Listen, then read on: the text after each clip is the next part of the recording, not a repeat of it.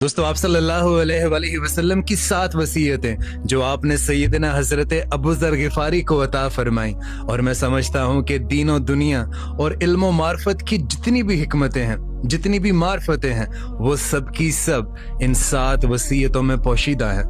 पहली वसीयत, आप सल्लल्लाहु अलैहि वसल्लम ने इरशाद फरमाया कि तवील खामोशी को इख्तियार करो, देर तक चुप रहा करो,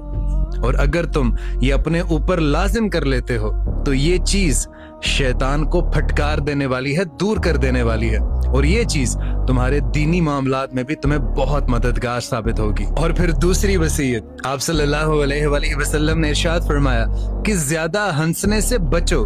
क्योंकि बहुत ज्यादा हंसना दिल को मुर्दा कर देता है और चेहरे के नूर को गारत कर देता है। तीसरी वसीयत, आप सल्लल्लाहु अलैहि वसल्लम ने इरशाद फरमाया कि तुम हक बात को बोल दिया करो, फिर चाहे किसी को भी कड़वी ही क्यों ना लगे। और फिर चौथी वसीयत, आप सल्लल्लाहु अलैहि वसल्लम ने इरशाद फरमाई कि अल्लाह ताला की रजा का अगर तुम कोई भी काम करते हो अल्लाह की खुशनुदी के लिए, तो फिर लोगों की परवाह मत करना, रब की रजा का वो काम गोया वो करते रहना। बेशक लोग तुम्हें पागल ही क्यों ना कहें, जोगी ही क्यों ना कहें, तुम वो काम अपना जारी रखना। और फिर पांचवी वसीयत, आप सल्लल्लाहु अलैहि वसल्लम ने इरशाद फरमाई कि लोगों के ऐबों को बयान करने से अपनी जुबान को रोके रखना, और फिर अगर तुम गौर करो कि वो ऐब जो तुम दूसरों के साथ बयान करने वाले हो वो तुम में भी मौजूद है, तो फिर तो खास तौर पर अपनी जुबान को रोक के रखना और उसके ऐब पर पर्दा डाल के रखना। और फिर छठी वसीयत, आप सल्लल्लाहु अलैहि वसल्लम ने इरशाद फरमाई